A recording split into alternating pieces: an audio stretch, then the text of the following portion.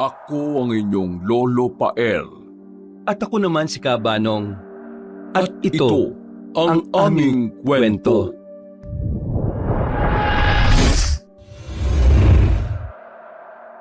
Magandang umaga, Aling Rosa. Ababa, mukhang busy na naman kayo ng anak mo ah. Ano ba tinatahi niyo ngayon? Ay, Luz! Diyos ko, kanina ka pa ba riyan? Pasensya ka na at hindi kita agad napansin. Heto, tinatapos lang namin ang uniforme ni Mang Cardo. Kumusta ka naman?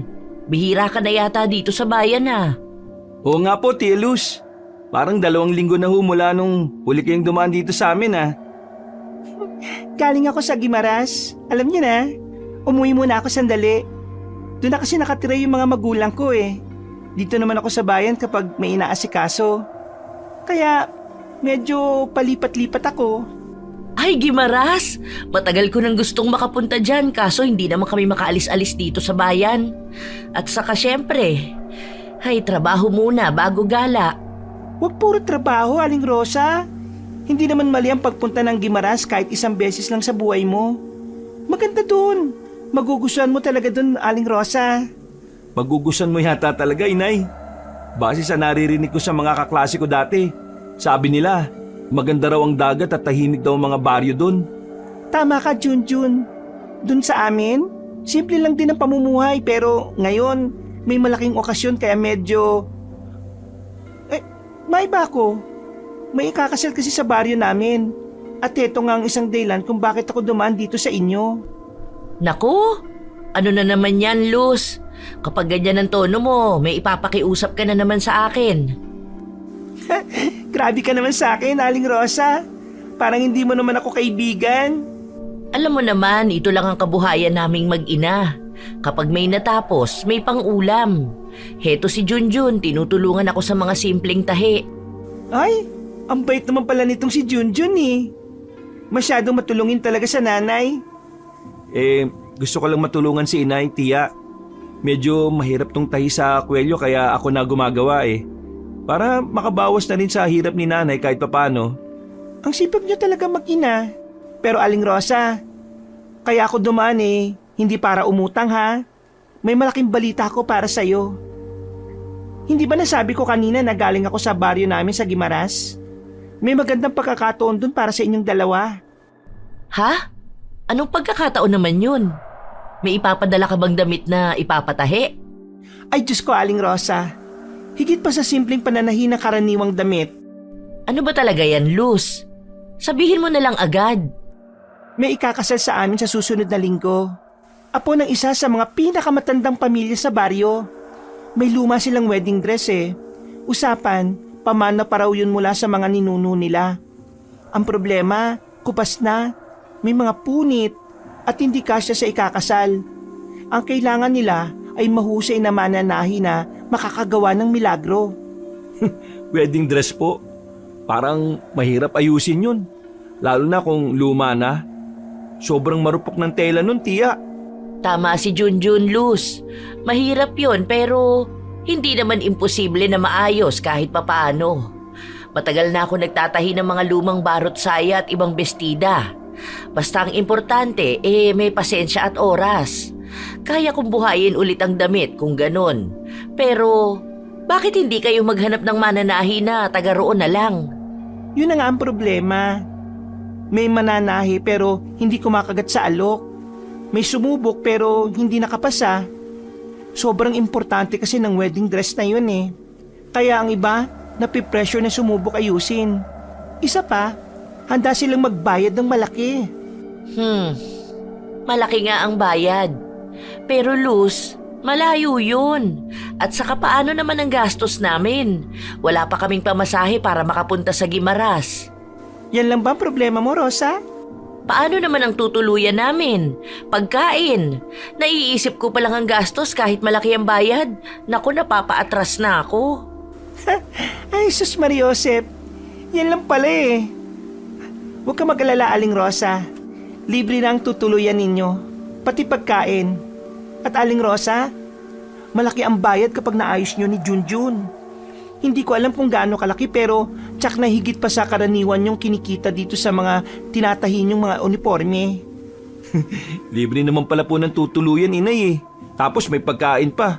Aba, parang magandang pagkakataon po ito. Hindi naman sa tinatanggihan ko yung pagkakataon, ano. Pero alam mo naman, hindi kami sanay bumiyahe ng malayo.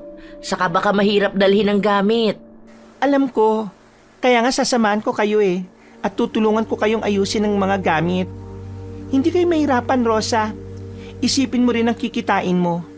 Malaking tulong ito para kay Junjun. Lalo't balak niyang bumalik sa pag-aaral. Oo nga po, Nay. Naalala niyo po, kailangan ko po ng matrikula.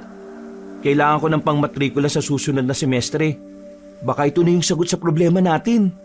Hay anak. Oo, alam kong mahalaga yon. Wala na akong ibang hiling sa buhay ko kundi ang makapagtapos ka ng pag-aaral. Pero nag-aalinlangan pa rin ako. Ay naku, Aling Rosa.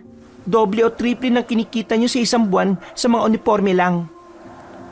Pera na hindi basta-basta makukuha mo dito ah. Alam ko naman na malaking tulong nga yun. Pero gimaras pa talaga yun, Luz. Hindi basta-basta makarating at makabalik. Inay, ang mahalaga po malaki yung kikitain natin. Nandiyan naman si Tia Luz para samahan po tayo. Hindi ba, Tia Luz? Oo, tama ka, Junjun. Ikayatin mo na nga yung nanay mo. Pwede pa bang pag-isipan, Luz? Ay nako, wala nang panahon para mag-isip pa, Aling Rosa. Kailangan ko ng desisyon mo ngayon. Ay nako, Aling Rosa. Alam kong mahirap para sa inyo. Pero isipin mo rin ha, hindi araw-araw may ganitong alok. Sayang kung palalampasin natin. Bakit ba ako yung naisipan mong lapitan? Aling Rosa, kaibigan kita at kilala ka dito bilang mahusay na mananahi. Kung ang uniforme at simpleng damit nga nagagawa mo ng forma, paano pa kaya kapag wedding dress? Sigurado akong kayang-kaya mo yon. Inay, kahit magtanong pa tayo sa labas, alam nilang magaling ka pong mananahi. Naalala niyo po nung inalter ninyo yung lumang dress ni Ate Mina para sa birthday niya. Parang bago ulit yung suot niya, di ba? Iba naman kasi yun, Junjun. Iba yung dress para sa birthday at sa pangkasal. Dito, mas mataas ang inaasahan sa akin. Hindi sila magsisisi sa'yo, Aling Rosa. Saka isipin mo rin bihira ang pagkakataon makalabas kayo ni Junjun. Hindi lang ito trabaho, parang bakasyon na rin. Nay, gusto ko bang makita yung Gimaras eh. Lagi ko na lang kasing naririnig yun sa mga kaklase ko. Yung dagat, tapos makakakilala rin tayo ng mga bagong tao dun. Hay nako, Junjun. Mukhang excited ka na agad. Siyempre, Nay. Lagi na lang tayong dito sa bayan eh. Wala naman sigurong masamang mangyayari sa atin dun. O ano, Aling Rosa? Kasama ba kayo? Sabihin ko kagad kina paring Elmer. Siya kasi ang naghahanap ng mananahi para sa anak niya eh. Kapag pumayag ka ngayon, makakasama na kagad kayo sa biyahe bukas. Bukas na agad? Hindi man lang ba tayo makakapag-isip? Inay, sige na. Kung palalampasin natin to, baka wala na kasunod. Kaya nga, Aling Rosa, total, 1 linggo lang naman kayo ron. Pagkatapos ng kasal, pwede na kayong umuwi. Pero ang kikitain nyo, sapat na para may maipon kayo. 1 linggo? Kaya natin, Junjun? Kaya natin yan, Nay. Akong bala sa pagbubuhat ng gamit. Hindi mo kailangan mag-alala. O ano, Aling Rosa? Tingnan mo yung anak mo, sabik na. Sayang ang pagkakataon kung tatanggihan mo pa. Hay, Luz, ikaw talaga. Lagi mo kong nauuto sa mga pakisuyo mo. Ay nako, Aling Rosa. Hindi to panlilin lang, no? Pagkakataon ng tawag dito. Nay, isipin niyo rin po, kung sakaling makilala tayo ron, baka masundan pa ito ng ibang trabaho. Hindi lang puro uniforme ang tatahiin natin, Nay. Paano naman ang bahay habang wala tayo? Paano mga kapitbahay na umaasa ng tahi? Pwede naman yung ipaliwanag eh. 1 linggo lang naman kayo mawawala. At saka, malaki ang kikitain nyo. Mapapawin nyo rin yung kikitain nyo dito. Sige na, Nay. Para ito sa kinabukasan po natin. Ayaw niyo po nun? May trabaho na tayo. Nakapunta pa tayo sa ibang lugar. Hay, anak. Mahirap tanggihan kapag ganyan ka na magsalita. Ibig sabihin, pumapayag ka na? Oo na, Luz. Pero sana, tama ang desisyon ko. Yun! Salamat, Nay! Salamat din, Aling Rosa. Sabihin ko kagad kay paring Elmer. Oh, maganda na kayo ha. Bukas ng umaga, aabangan ko kayo dito para sabay-sabay tayong bumiyahe. Oo nga pala, bukas na agad. Kailangan nating mag-impake, Junjun. Ayusin mo na ang mga gamit natin. Opo, Nay. Ilalagay ko na rin po yung mga karayom, sinulid, gunting, at yung mga makina natin. Huwag mong kalimutan yung pedal ng makina ha, baka maiwan. Ayan yan, kumpletohin niyo lahat yan. Mahirap nang may makalimutan kayo tapos nasa Gimaras na tayo. Na-excite talaga ako, Nay, Tia. Ngayon pa lang naisip ko na yung itsura ng dagat. Anak, trabaho ang dahilan kung bakit tayo pupunta roon, hindi gala ha. Alam ko po, Nay, pero masaya rin naman na may bago makikita, di ba? Gagawin ko rin po ang lahat para makatulong ako sa inyo. Yan, ganyan dapat, Junjun. Suportahan mo ang nanay mo. Mahirap ang pananahin, no? Lalo na kung lumang dress ang aayusin. Pero kapag magkasama kayo, tsak, magagawa niyo yun. Salamat, Luz. Ikaw talaga, lagi mo akong dinadala sa kung saan-saan. Eh kasi Aling Rosa, alam kong kaya mo. Hindi ako kukuha ng iba, no? Ikaw lang talagang naisip ko. Naku, maraming salamat po, Tia Luz. Kung hindi dahil sa inyo, hindi kami magkakaroon ng pagkakataon na makaalis muna dito sa bayan. Ay nako, huwag niyo na akong pasalamatan. Ang tunay na pasasalamatan niyo, yung ikakasal. Dahil kung di sila naghanap ng mananahe, di wala ring trabaho. Kung sino man sila, maraming salamat. O siya, kailangan na pala namin din magligpit. Inay, ako na pong balang magbuhat ng makina para hindi na po kayo mahirapan. Hay Junjun, napakabait mong anak talaga. Ang swerte ko sa'yo. Yan ang maganda, Aling Rosa. Nandyan si Junjun. Kahit papano may katuwang ka sa lahat ng bagay. Kaya wala kang dapat ikabahala. Kakayanin niyo naman to. Tinapik siya ng marahan ni Luz ng 2 beses. Sabay ngiti bago nagpaalam na aalis muna dahil may iba pa itong pupuntahan. Naiwan si Rosa na napabuntong hininga. Iniisip kung kakayanin ba niya ang trabahong kakaharapin. Paglingon niya, nasilayan niya si Junjun na masayang sumisipol. Baka sa muka ang galak at kasabikan. Napangiti na rin siya dahil alam niyang para sa kanilang dalawa rin ang lahat ng ito. Kinabukasan, maagang nagising si Rosa para tingnan ulit ang mga dadalhin. Dumating si Luz na may sasakyan at nagngitian sila bilang hudyat na ayos na ang lahat. Tahimik lang ang biyahe, may kaunting usapan, pero mas nangingibabaw ang katahimikan hanggang makarating sila sa pupuntahan. Oh, Aling Rosa, Junjun, dito na tayo sa bahay nila, Sir Elmer. Naku, Luz, ang laki pala ng bakuran nila. At saka, kailan pa talaga ang kasal? Ang daming tao sa paligid. Oo nga po, Tia. Ang daming naglalakad at may nag-aayos ng dekorasyon. Parang malapit na talaga ang kasal Sa susunod na linggo pa naman. Sakto, yan na pala si Ma'am Cherry, yung bride. Aling Luz! Cherry, iha, eto na pala si Aling Rosa, ang mananahi, at ang anak niyang si Junjun.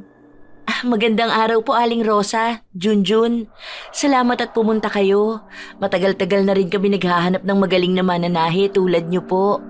Magandang araw din sa'yo, iha. Naku, kami ng anak ko nga ang dapat magpasalamat sa'yo. Ha?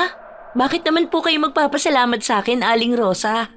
Maraming salamat sa pagkakataon na mabigyan ng malaking trabaho, iha. At saka, mukhang napaka-espesyal ng okasyong ito.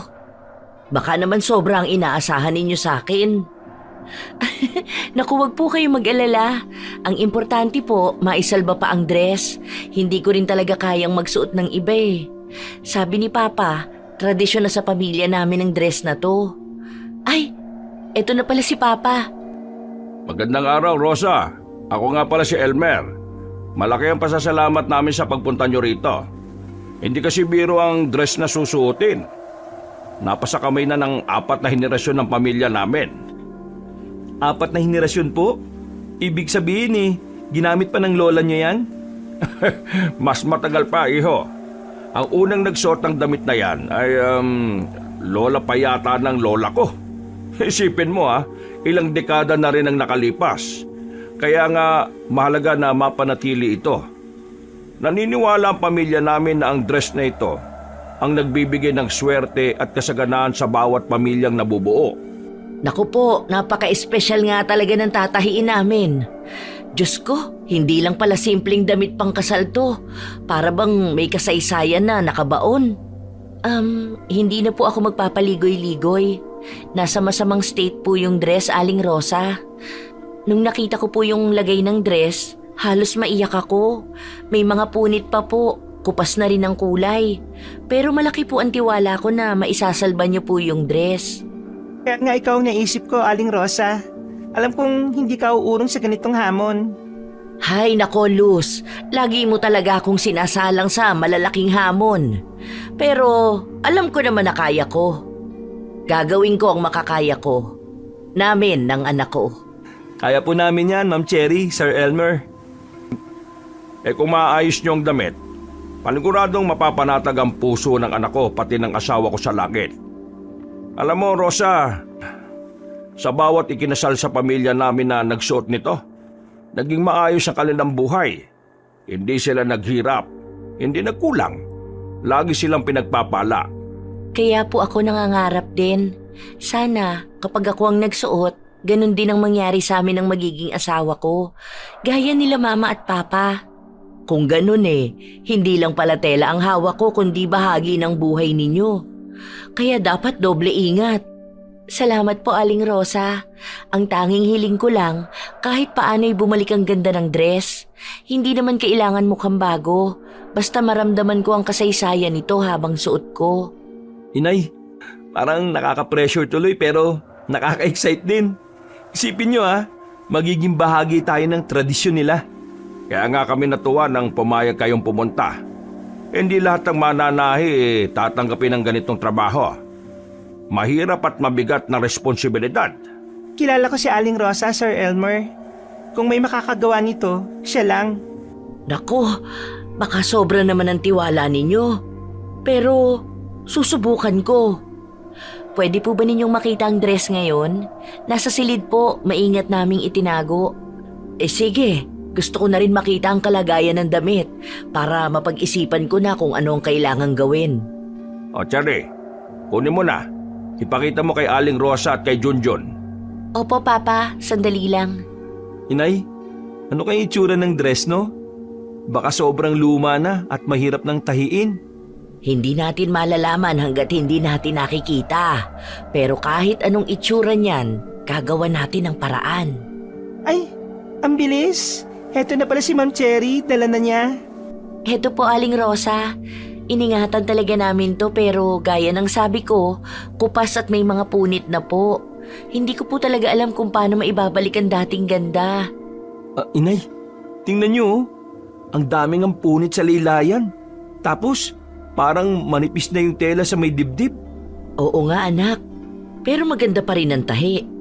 Kita mo kahit ilang dekada na, buo pa rin ang pattern. Hindi basta-basta ginawa ito. Tama ka, Rosa. Ang nag-aayos kasi nito dati, isang kilalang mananahi sa Iloilo. Isa sa mga pinakamagaling. Kaya kahit ilang taon lang lumipas matibay pa rin. Pero kung wala po kayong gagawin, baka tuluyan ng masira kapag sinuot ko. Hindi, Iha. Kaya nga ako nandito. Gagawin natin lahat ng paraan para manatili ang ganda. May ilang bagay lang ako na kailangang linawin. Ano yon, Rosa? Kailangan ba ninyong mapanatili ang lahat ng bahagi kahit yung halos hindi na kaya? O pwede kong palitan ng kaunting tela pero pareho ang disenyo? Kung ako po ang tatanungin, mas gusto ko pong mapanatili ang orihinal. Kahit hindi perpekto ang itsura, basta't alam kong yun pa rin ang damit pangkasal ng mga ninuno ko. Tama ang anak ko. Ang malaga, hindi mababago ang kasaysayan na dala nito. Kung kailangan ng palit, siguraduhin mong halos kapareho ha. Pero sana hindi mawawala yung orihinal na anyo. Sige, naiintindihan ko. Huwag kayong mag-alala, gagawin ko ng maingat. Inay, ako na po maghahanda ng mga gamit natin. Ilalabas ko na rin yung makina natin. May mga tela rin kami rito. Pati mga sinulid na maaaring magamit kung kakailanganin. Pero kung may dala kayo na mas maayos gamitin, bahala na kayo magpasya. O Aling Rosa, hindi ka ba natutuwa? Aba, magiging bahagi ka na ng kasaysayan ng pamilya nila. Hindi ko alam kung natutuwa ako o kinakabahan ba ako.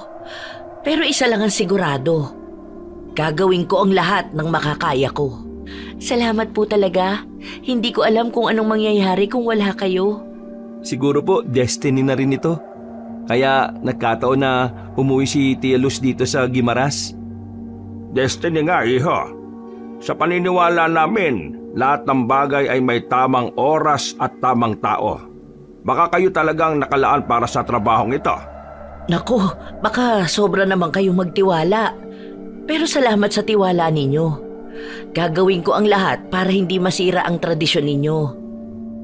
Papa, pwede po ba silang manatili dun sa bakanting kwarto para sa guest? Dun sila pwedeng manahi para hindi sila maistorbo ng iba. Siyempre naman, anak. Rosa, doon na kayo tumuloy, ha? Malapit sa bintana. Maliwanag at tahimik. Doon nyo magagawa ng maayos ng trabaho. Salamat po, Sir Elmer. Malaking tulong po yun. O ayan, ayos na ang lahat. Aling Rosa, handa ka na bang tahiin yung wedding dress? Handa na, Luz. Pero kailangan ko muna yatang magdasal. Hindi biro ang trabahong ito.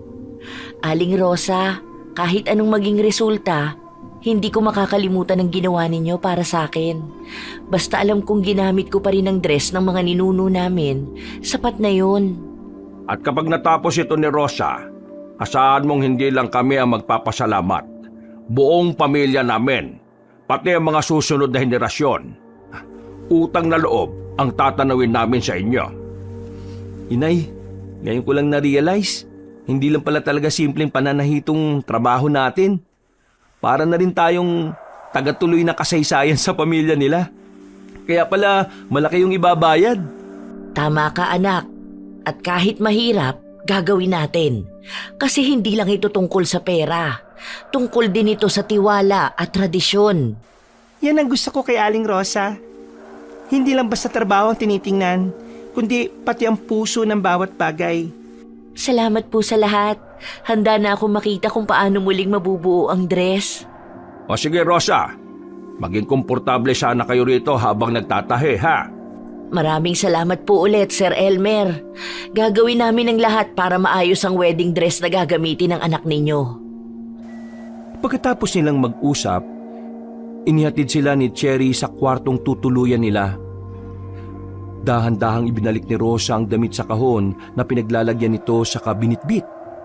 Alam niyang kaya niyang ayusin ito at ang gusto niya lang ay matapos nila ang pagtatahi ng maayos at walang aberya. Nay, ilalagay ko na po rito sa gilid ng kwarto yung makina. Dahan-dahan lang sa paglapag, anak. Hindi pwedeng yan ang masira sa mga gagamitin natin. Nay, alam ko po. Huwag po kayong mag-alala. Hindi ko po kayo bibigyan ng sakit ng ulo. Pero, Nay, grabe no? Ang laki ng silid na binigay nila sa atin. Parang 3 beses ng laki ng bahay natin to eh. Oo nga, anak. Nakakapanibago, ano? Sa bayan natin, dikit-dikit ang mga bahay. Dito magkakalayo naman. Tapos ang mga kwarto, ang lalaki. Kahit 2 kama natin ilalagay dito, may espasyo pa. Tapos Nay, tingnan niyo yung kisame oh. Ang taas! Sa City Hall lang ako nakakita ng matataas na kisame eh. Tamo, kahit tumulon ako, hindi ko maabot oh. Ang taas! Oy, huwag kang tatalon dyan. Baka makabasag ka ng gamit. Naku, malalago talaga tayo. Nay, kalma lang po kayo. Malaki na ako. Alam ko po yung ginagawa ko. At saka, maingat naman po ako eh. Lalo pat hindi natin bahay to. Nakakatuwa lang po kasi. Malaki talaga ang bahay nila. Halatang may kaya sila sa buhay.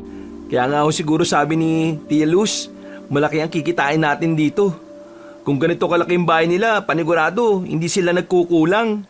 Hindi lang basta mayaman, may pangalan din sila dito sa baryo nila. Opo, parang ibang mundo nila dito, Nay. Ang ganda ng paligid pagdating natin. Hindi pa tayo nakakalibot pero ramdam ko, kakaiba ang Gimaras. Oo, at saka ang sariwa ng hangin, hindi kasing init sa atin. Ang dami pang puno. Opo, paglabas ko nga kanina, nakita ko yung dagat mula sa malayo eh. Ang ganda! Bawat lugar may kakaibang ganda. Pero totoo, nakakaaliw dito. Sana makalibot tayo kahit saglit. Gusto ko rin, Nay. Kahit isang araw matapos yung trabaho, baka payagan tayo ni Ma'am Cherry na maglibot. Tingnan natin kung maaga natin matatapos ang trabaho. Kaya, tara na Junjun. Simulan na nating ayusin ang damit pangkasal. Malamang trabaho din yun. Nay, teka lang. Parang may kakaiba akong nararamdaman eh. Ano na naman, Junjun? Huwag mo sabihin kinikilabutan ka agad pagkatapos ma-excite. Seryoso, Nay. Hindi po ako kinikilabutan pero parang ramdam ko na may nakatingin sa atin. Nakatingin? Wala naman akong nararamdaman, anak. At saka, wala naman akong nakikitang tao sa paligid, lalo na sa labas. Baka iniisip mo lang yan. Bago lang kasi tayo sa lugar. Nay, totoo nga. Kanino ko pa po napapansin. Pero hindi ko lang pinapansin ha. Ngayon kasi parang may matang nakasunod sa galaw ko eh. Nay! Yung gunting! Lumulutang! Tingnan niyo oh! Ha? Diyos ko naman, bata ka. Nananakot ka ba, Junjun? Oh, asa na? Wala naman na. Nay! Hindi mo ba nakikita yon? Bumagsak siya paglingon mo. Ay nako, Junjun. Baka pagod ka lang sa biyahe. Nasagi lang yun paglagay ko nitong karton. Seryoso nga kasi, Nay. Kitang-kita po ng dalawang mata ko. Yung paglutang ng gunting. Anak, pagod ka lang. Sige na, magpahinga ka na muna. Ano yun? Nagtatawa ng bata. Rinig niyo ba yun, Nay? Tumakbo sila, papuntang bintana.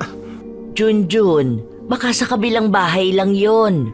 Baka may naglalaro pang bata. Huwag mo isiping masyado. Nay, hindi po sa kabilang bahay yun. Parang dumaan talaga sila sa may bintana po. Papuntang, ay, doon po na yun. Sa may malaking puno.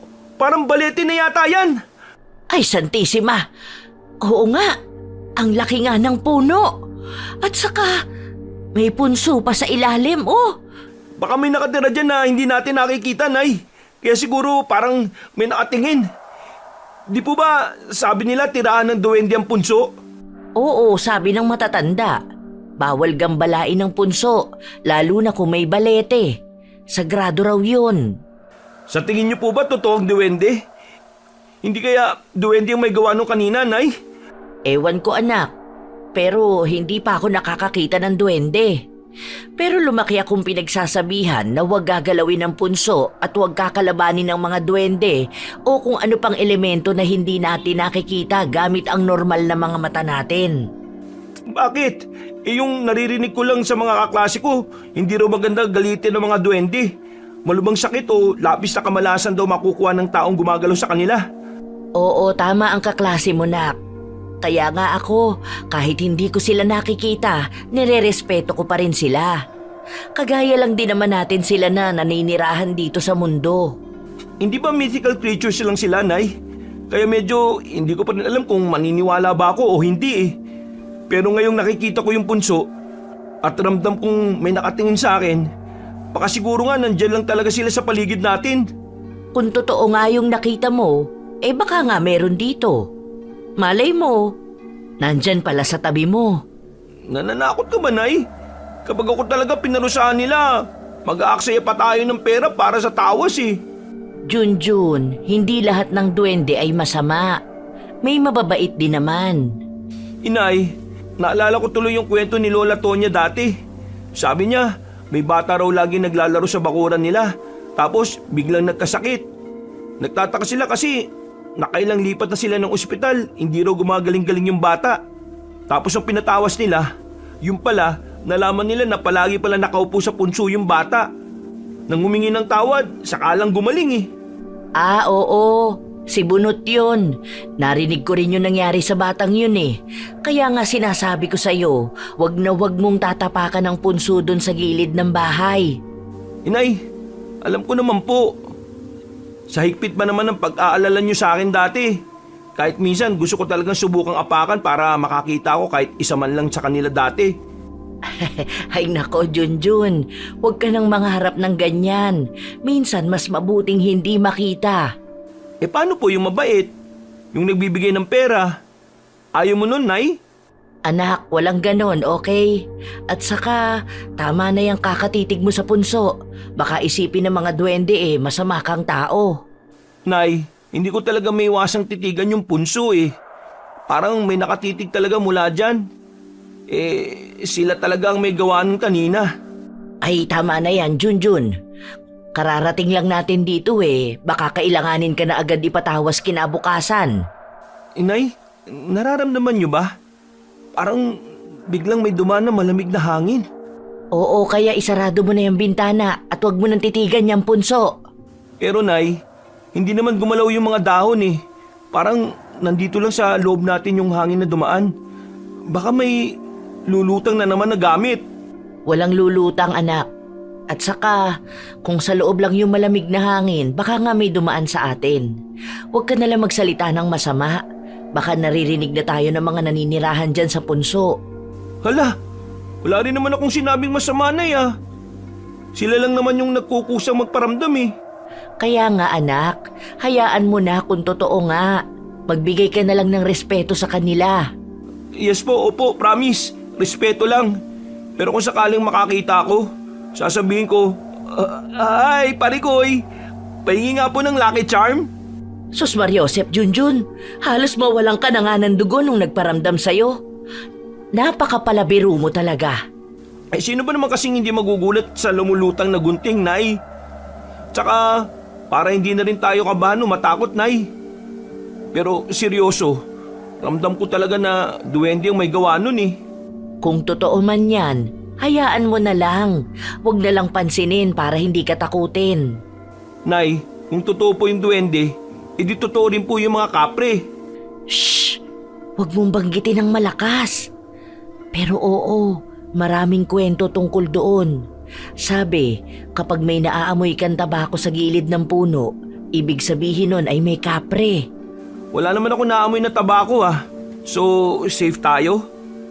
Pero kanina parang may anino sa likod ng puno eh. Hayaan mo na. Magtrabaho ka na lang. Kasasabi mo ng duwende, naku magpapakita sa'yo yan. Bahala ka. Nay, kung akala mo matatakot po ako, nako, hindi po. Pero sana, wag na ulit sila magparamdam ng ganun. Gusto ko pa matulog ng mahimbing ngayon eh. Kaya nga sabi ko, magtrabaho na lang tayo. Ayusin mo na lang yung gamit para matapos agad. Opo na po, Nay. Kikilos na po ako. Yan ang gusto ko. Mag-focus na tayo. Tandaan mo anak, sa lugar na bago, laging may bagay na hindi natin alam. Ang respeto ang susi. Opo, Nay. Ilang ulit na po ninyo pinaulit-ulit ang salitang respeto eh. Tama, Junjun. O siya, tara na. Simulan na agad natin ang trabaho. Pagkatapos ng usapan, napabuntong hininga si Rosa. May kaba pero pinilit niyang kumalma. Tiningnan niya si Junjun na abala sa makina kahit halata ring may takot. Sa bintana, natanaw niya ang punso sa ilalim ng puno. Dahan-dahan niyang isinara ang kurtina at nagdasal. Para sa kanya, mas mabuti nang magpatuloy sa pananahi at huwag pansinin ang mga hindi nakikita. Gabi na magpasya sina Aling Rosa at Junjun na simula ng pag-aayos ng wedding dress. Tahimik at maingat nilang ginupit ang mga dapat ayusin sa damit. Abala sila sa pagtatahi at pag-aayos. Nang biglang may marinig si Junjun. Nay, naririnig niyo po ba yun? Ha? Ang alin? Ano na naman yung naririnig mo, Junjun? Kung ano-ano na lang yung napapansin mo, oo. Mag-focus ka na lang dyan sa ginagawa mo, anak. Nay, seryoso talaga. Kanina pa ako may naririnig eh. Binabaliwala ko na nga lang eh. Kanina pa may kumakalos ko sa may pintuan. Para bang may naglalakad. Baka naman daga lang yun. Normal lang sa mga bahay yun. May daga bang mabigat ang yabag? Nay naman, nasabi ko po sa inyo, may nakamasid talaga sa atin. Kanina ko pa po napapansin yun eh. Alam mo, Junjun, tigilan mo na yan. Kapag iniisip mo ng iniisip, lalo ka lang matatakot. Ay, di ko naman gustong isipin yung napapansin ko na eh. Pero dinig na dinig ko talaga yung yabag. Parang tumatakbo. Anak, tayong dalawa lang ang nandito. Kumalma ka lang dyan.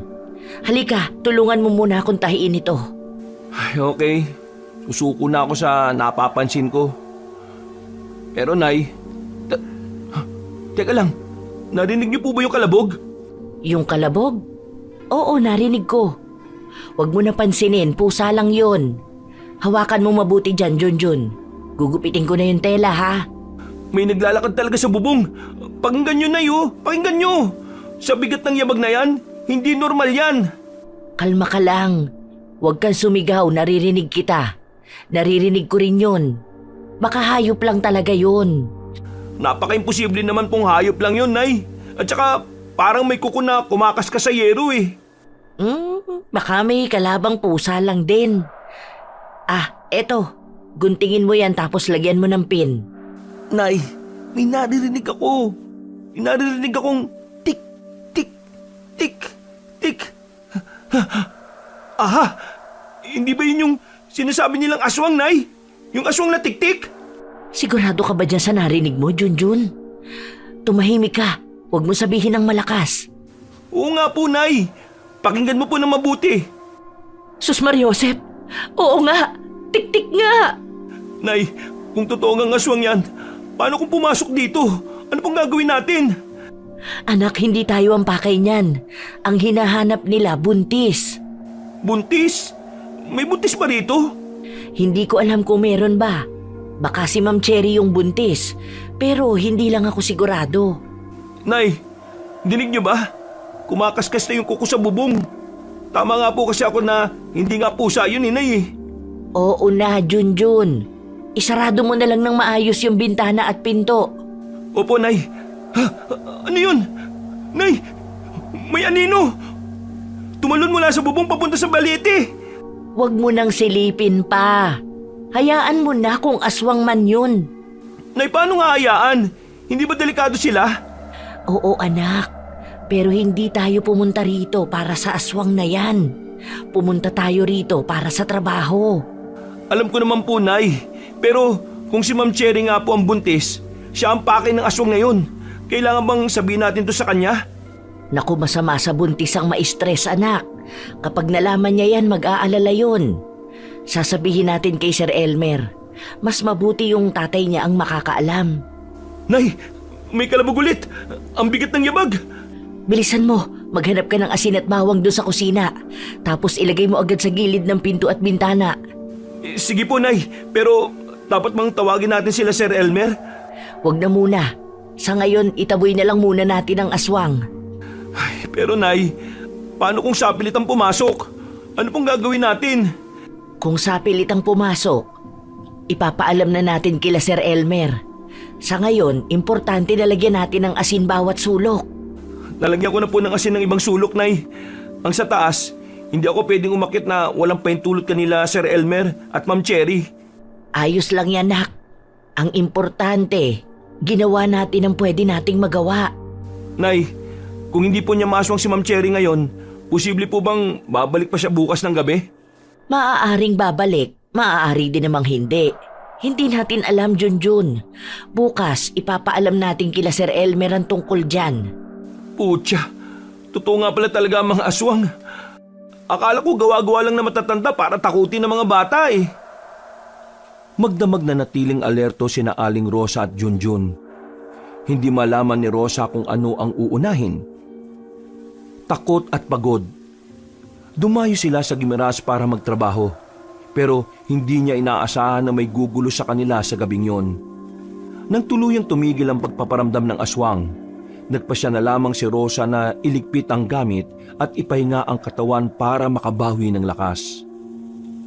Kinabukasan, Puyat pa si Junjun nang marinig ang katok sa pinto at agad niya itong binuksan. Si Aling Rosa na may maagang nag-umpisa. Gumuhit na ng pattern para sa damit na inaayos nila. Pagbukas ng pinto, nakangiti silang sinalubong ni Cherry. Magandang umaga po, Aling Rosa, Junjun. Kumusta po kayo kagabi? Nakatulog po ba kayo ng maayos? Kasi po... Anong kasi? Opo, Ma'am Cherry.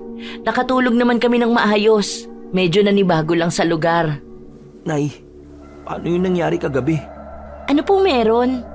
Tumahimik ka muna, anak. Pasensya ka na, Ma'am Cherry. Naninibago lang din po talaga si Junjun sa lugar. Naiintindihan ko po, Aling Rosa. Kahit ako, mahirap din makatulog agad-agad kapag naninibago sa lugar. Pero buti naman po at maayos po kayo dito sa kwarto. Oo, maayos naman po. Maraming salamat po ulit sa kwarto. Ma'am Cherry, magtatanong lang sana ako kung okay lang po. Ha? Okay lang naman po, Aling Rosa. Ano po ba yun? Huwag po kayo mahihiyang magtanong sa akin at kay Papa. Maraming salamat, Ma'am. Magtatanong lang sana ako kung may buntis ba rito sa bahay. Po? Bakit niyo po natanong, Aling Rosa? Nay, sabihin na po kasi natin. Total, karap na po natin si Ma'am Cherry. Pasensya na kung diretso ako mangusap, Ma'am Cherry. Kagabi kasi, may narinig kaming tiktik sa bubong. At kung tama ang hinala ko, baka aswang yun. At madalas kapag may buntis sa bahay, sila ang pakay. May aswang po kagabi? Opo, Ma'am Cherry. Si Junjun po yung nakapansin. Baka yung kasambahay niyo po yung pakay ng aswang. Napansin ko kasi kahapon na parang buntis siya. Yun po ba si Nanay Inday? Hindi po siya buntis, Aling Rosa. Medyo malaki lang talaga ang tiyan niya pero hindi po siya nagdadalang tao. At saka po, hindi po rito tumutuloy si Nanay. Umuuwi po siya sa bahay po nila. Kung hindi po si Nanay Inday ang buntis, may iba pa po ba kayong kasama dito? Wala po kaming ibang kasama rito ni Papa. At ako po yung buntis. Ha? Kayo po? Hindi po halata, Ma'am Cherry. Oo, ako yung buntis, Junjun. Hindi pa lang halata kasi 2 buwan pa lang. Ay, kaya pala. Pasensya ka na, Ma'am Cherry ha, kung napakadiretso ko. Pero kailangan ko talagang itanong kasi baka kayo nga po talaga ang pakay kagabi. Ayos lang po, Aling Rosa. Hindi naman na po bago ang ganyan sa amin dito. Kung alam niyo na po na may aswang dito, bakit parang hindi po kayo takot? Takot? Hindi naman. Pero nag-aalala ko para sa anak ko. Tungkol naman sa aswang na yan, si Papa ang mas makakasagot tungkol dyan. Magsasalita pa sana si Aling Rosa nang may narinig silang kumatok sa pinto. Napatigil naman sila sa pag-uusap at lumingon sa pinto. Bumukas ito at sumilip si Sir Elmer. Ganda umaga sa inyo, Rosa, Junjun. Pumunta lang ako dito para silipin kung nandito ba si Cherry. Hindi nga ako nagkamali. Pa, medyo natagalan lang ako sa pagsunod sa kusina. May pinag-usapan lang po kami ni na Aling Rosa. Ha? Kaya palang seryoso nyo pagpasok ko. Ano ba pinag-uusapan nyo? Tungkol po sa tiktik na gumagambala po dito sa atin, Pa. Totoo po bang sanay na kayo sa aswang, Sir Elmer? Oo, Junjun. Hindi na bago sa amin yan dito sa probinsya. Matagal na talagang may ganyan dito. Pero huwag kayong mag-alala. Hindi naman yan basta-basta nakakapasok dito sa bahay. May pangontra naman kami. Pero, Sir Elmer, ibig sabihin, matagal na talaga nagpaparamdam sa inyo yung aswang na yon? Simula nung nalaman naming buntis si Cherry, madalas na yang nagpaparamdam sa amin. Pero huwag kayong mag-alala. Hindi naman yan tuwing gabi pumupunta rito. Sir Elmer, hindi naman po sa nanghihimasok ano. Dumaan na rin po ako sa pagbubuntis. Pero hindi po ba mas delikado kung hindi itatabo yung aswang na yun? Huwag ka mag-alala, Rosa. Dumaan na rin sa pagbubuntis ang yumao kong asawa. At tulad kay Cherry, inaaswang din kami dati. Kaya maraming salamat sa pag-aalala para sa kapakanan ng anak ko. Alam ko kung paano protektahan ang pamilya ko. May mga paraan kami dito. Kaya huwag kayong mabahala. hindi sila basta makakapasok. Tama po si Papa, Aling Rosa, Junjun. Kaya nga po hindi ako natatakot. Kasi alam kong kayang protektahan ni Papa ang bahay at ang sanggol sa tiyan ko. Protektado rin naman po ako ng asawa ko. Ay, kung ganun, hindi na pala namin dapat ikabahala ang aswang na yon. Oo, Rosa. Kaya mas mabuting wag mo nang isipin. Ang importante, matapos nyo ang dress. Kumusta na nga pala ang pagtatahi? Oo nga pala, sinimulan ko ng tingnan kagabi ang wedding dress. Medyo maluwag sa bandang bewang at may ilang parte ng borda na kailangan kong ayusin. Pero sa kabuuan, kaya ko naman maayos ito. Siguro kailangan ko lang dagdagan ng detalye ng embroidery patch na bulaklak dito sa laylayan. Inay, hindi ba may tinanggal tayong lumang embroidery patch na bulaklak na halos natastas na kagabi? Yung embroidery patch na yon, kung pwede po sana, huwag niyo po kalimutang mailagay ulit ang disenyong yon, Aling Rosa. Wala pong problema, Ma'am Cherry. Hindi po namin yun itatapon. Tatahiin po namin ulit yun. Asan na nga ba yun, anak? Nilagay niyo po yun sa kahon, di ba? Oo, Junjun. Nandun pa dapat. Teka lang ha, kukunin ko. Ano ba sana plano nyo sa embroidery patch na yon, Rosa? Luma na po kasi masyado. Balak po sana namin ayusin ang embroidery patch na yon, tapos dadagdagan din natin ng parehong disenyo. Pero, teka lang po, hindi ko mahanap sa kahon. Ano pong problema, Aling Rosa? Sandali lang ha, nandito lang dapat yun eh. Kanina lang nandito yun sa kahon. Pero bakit? Junjun, pakitingnan nga dyan sa mesa at sa gilid ng makina. Teka po, Nay. Wala po dito sa mesa. Nay, wala rin po dito sa gilid ng makina. Pero nakita ko po na nilagay niyo po yung kanina sa kahon. Wala dito, anak. Kanina lang dito ko mismo nilagay.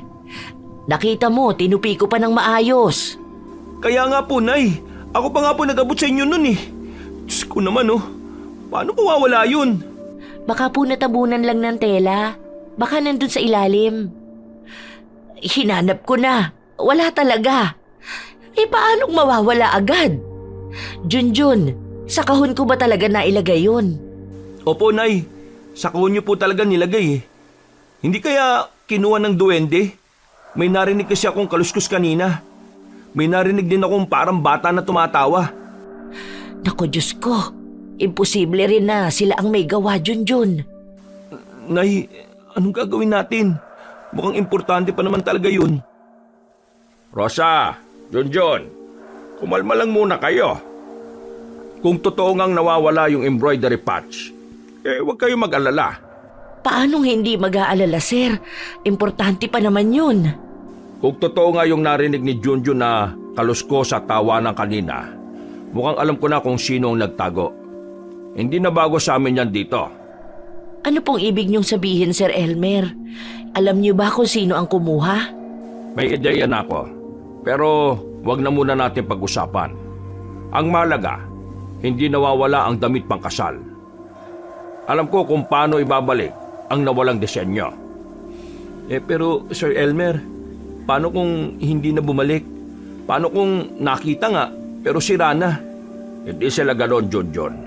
Sir Elmer, hindi ko mapigilan ang kaba ko. Kanina lang maayos pa ang lahat. Tapos ngayon, bigla na lang nawala. Parang may gustong magparamdam. Hindi mo kailangan magpanik. Mas mabuting magtiwala ka na alam namin ang nangyayari dito. Hindi to bago sa amin, kaya kumalma ka lang. Opo, Aling Rosa. Huwag po kayo masyadong mag-alala. Gusto ko po maging magaan ang loob nyo habang tinatapos ang dress. Basta't nandito kami ni Papa, walang masamang mangyayari. Ay, Diyos ko, sana naman hindi kami masisante. Nay, sigurado ko, yung duwende siguro yun. Ramdam ko kahit mahirap pa paniwalaan eh. Kung ganon, Sir Elmer, sana totoo ngang babalik yung embroidery patch. Kasi kapag hindi ko matutuloy ng tama ang disenyong gusto ng pamilya nyo. Babalik yan, Rosa. Kung mas nag-aalala kayo na magagalit kami ng anak ko, huwag kayong mag-alala. Hindi kami magagalit dahil lang sa embroidery patch na yan. Ang importante ay ang wedding dress. Pero alam ko naman na babalik yon. Ay, sana nga talaga bumalik. Huwag na po muna natin yung isipin, Aling Rosa, Junjun. Kumain na po muna tayo. Tahimik lang na sumunod si Aling Rosa kasama si Junjun papunta sa kusina. Ramdam niya ang bigat ng loob, lalo na't hindi pa rin makita ang nawawalang embroidery patch na bulaklak.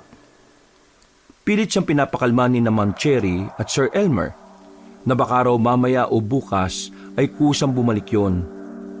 Pinayuhan pa silang ituloy na muna ang ibang parte ng pananahi. Kahit may mga salitang nakakapawi ng kaba, hindi pa rin ganap na mapalagay si Aling Rosa. Buong araw hanggang gabi, habang tahimik na nagtatahi, paulit-ulit niyang idinarasal na muling lumitaw ang embroidery patch na nawala. Kinabukasan, mabigat pa rin ang loob ni Aling Rosa dahil hindi pa rin bumabalik ang embroidery patching dress. Naiisip niya na baka hindi na talaga ito mahanap.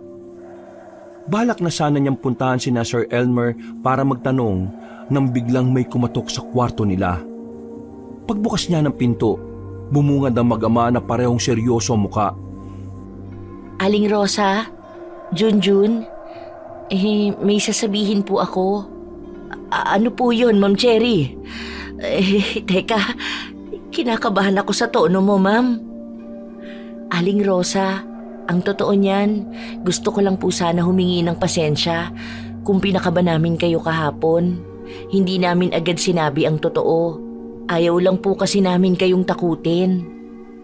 Ano bang ibig niyong sabihin, Ma'am Cherry?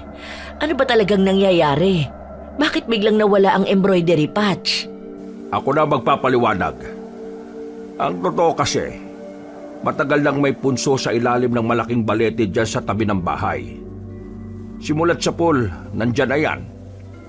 Kahit noong bata pa ako, nandyan na. Hindi naman kami ginagalaw, basta hindi rin namin sila ginagalaw. Punso? Nay, parang totoo nga talaga yung sinasabi ko sa inyo ha. Oo, Junjun. Doon nakatira ang mga laman lupa, mga duwende. Wala naman silang ginagawa kung hindi mo sila pakikialaman. Pero kapag may bagong mukha silang nakikita dito sa bahay, madalas pinaglalaruan nila. Pinaglalaruan? Kaya ba nawala ang embroidery patch na bulaklak? Posibleng oo, Rosa. Hindi talaga basta nawawala ang mga bagay dito sa bahay. Madalas, nililipat lang nila ng lugar o itinatago. Parang gustong ipakita na may kapangyarihan sila. Pero bakit naman ang embroidery patch pa? Napakahalaga nun para sa wedding dress. Kung hindi mababalik, paano na? Ay, huwag kayong mag-alala. May paraan para maibalik yun. Ang dapat lang gawin ay magdala ng pagkain sa punso at magdasal. Ibigay natin ang magalang. Parang handog po, kumbaga. Handog? Anong klaseng pagkain naman ang kailangan nila? Ay, Diyos ko. Wala pa kaming pambili ng handog, Ma'am Cherry. Huwag kayong mag-alala. Kami nang bahala sa pagkain. Karaniwan namin binibigay sa kanila ay bigas, kaunting ulam at prutas. Kahit ano basta malinis at may respeto. Huwag lang babawasan o dudungisan. At habang inaalay, magdasal kayo na ibalik sana nila ang kinuha. Totoo po ba talaga yan, Sir Elmer? Parang ang hirap naman po paniwalaan eh. Tumahimik ka na lang, Junjun. Kung ito ang nakasanayan nila rito, sundin na lang natin. Wala namang mawawala at wala tayong magagawa. Ang importante, ibabalik nila ang embroidery patch.